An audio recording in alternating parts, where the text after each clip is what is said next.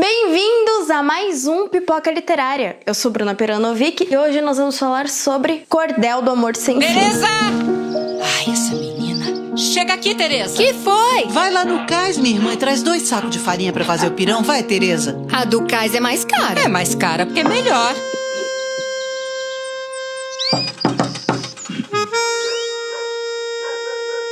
Que foi, gente? Agora conta para suas irmãs. Conta para suas irmãs, vai. José desistiu de me pedir em noivado.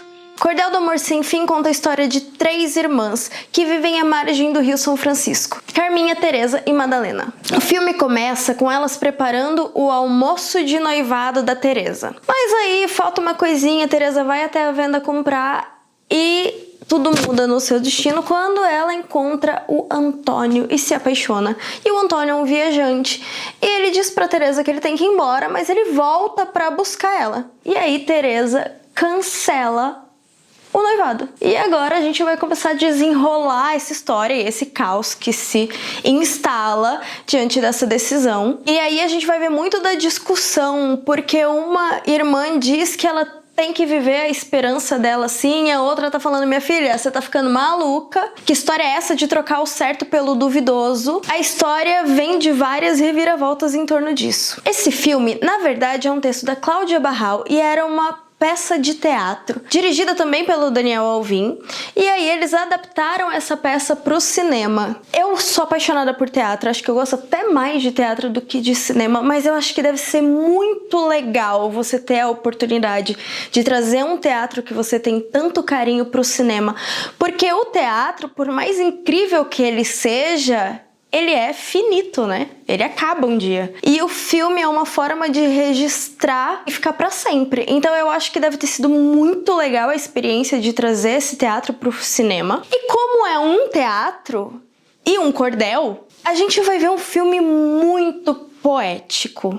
Ele é um filme, assim, muito sensível, ele é muito divertido, tem muitas coisas, principalmente tem uma cena de passagem de tempo no começo, que é bem teatral até, que é quando eles estão esperando o tal do Antônio, e aí fica todo mundo: mas e aí, minha filha, será que ele vem mesmo? Eu acho essa cena muito divertida e ela é muito teatral, e a gente vê em vários pontos desse filme, a gente vê muito da linguagem do teatro, mas principalmente o do cordel, nessa coisa de ser muito poético, de ser muito sensível, e eu acho que a trilha sonora ajuda muito a fazer esse filme ser ainda mais sensível e poético, porque eles costuram a narrativa poética com a trilha sonora de uma forma tão bem feita e de uma forma tão bonita que fica assim, quando você vê, você já tá imerso naquilo.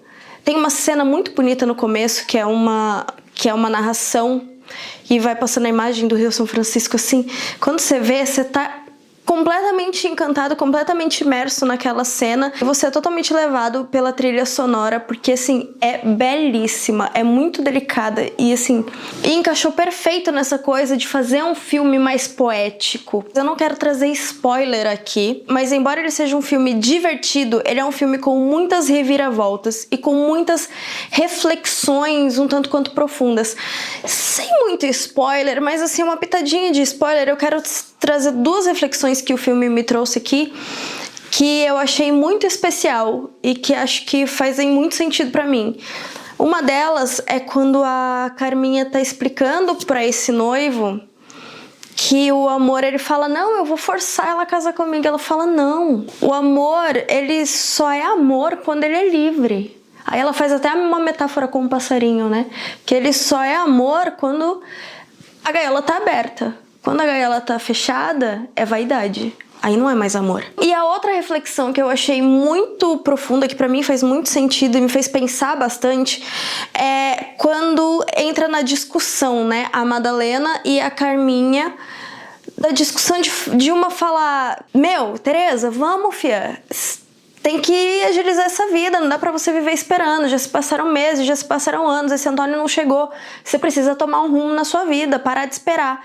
E enquanto a Carminha vira e fala: deixa ela esperar. O que nós somos sem a esperança? A gente precisa da esperança pra viver, porque quando a gente vive sem esperança, a gente tá só sobrevivendo. Quando a gente perde a esperança das coisas, quando a gente não tem mais expectativa do que tá por vir, a gente tá só sobrevivendo. E o fato dela esperar o Antônio faz dos dias dela muito felizes. Ela sai feliz pra procurar o Antônio.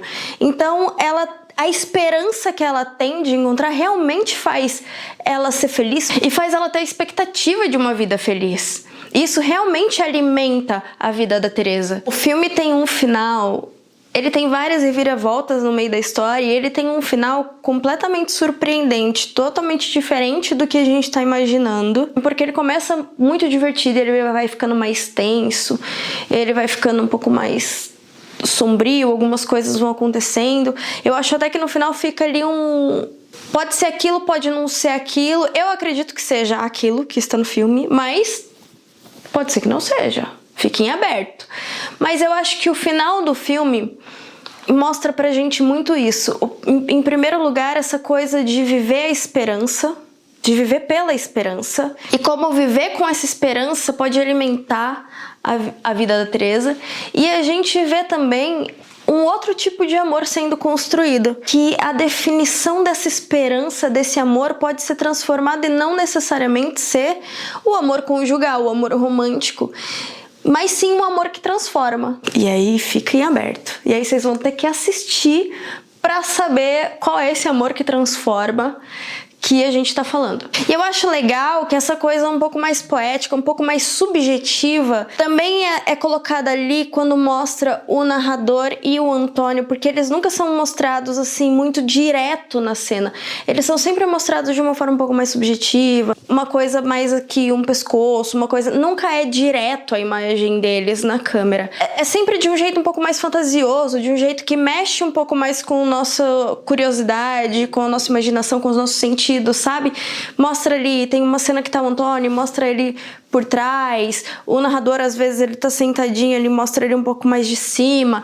São coisas assim que você fica meio que pensando...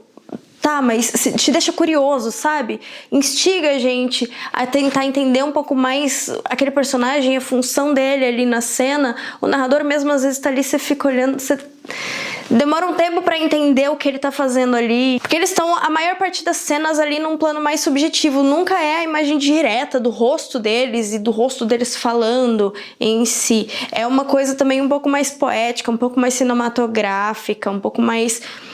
essa coisa lúdica mesmo, sabe? É um filme belíssimo. É um filme que vale muito a pena assistir. É um filme curtinho, ele deve ter mais ou menos 1h30, mas vale muito a pena curtir. Tem um elenco maravilhoso: Helena Ranaldi, Patrícia Gaspar e Márcia de Oliveira. Vale lembrar que esse filme ganhou vários prêmios, entre eles o Canoa Filmes de melhor filme brasileiro, de melhor atriz e de melhor ator pro Luciano Gatti. Você consegue assistir o filme no streaming do Cine Belas Artes, que agora é Reg Belas Artes, que chama à la carte. Então é só você entrar no site Cine Belas Artes à la carte, ou no site do Cine Belas Artes tem lá uma abinha do à la carte, e lá você consegue encontrar esse filme e vale muito a pena assistir, porque além de toda a teatralidade que ele traz, ele também tem muito da nossa brasilidade, ele tem muitos elementos brasileiros em cena. E fora que tem uma casinha que tem uma sensação de casinha de vó, é um cenário tão aconchegante que é muito gostoso de assistir. Deu saudade da minha avó assistindo. E a minha amiga que tava comigo falou a mesma coisa, que ela assistindo, ela lembrava muito da avó dela, assim, com a casinha, as coisinhas da casa, sabe? E essa é a minha dica da semana. Espero que vocês gostem. Se vocês já assistiram, conta aqui pra mim nos comentários. E galera, vamos prestigiar o cinema brasileiro. Curte, comenta, compartilha e manda esse vídeo para aquele seu amigo que adora cinema e principalmente o nosso cinema brasileiro. Beijo, até semana que vem.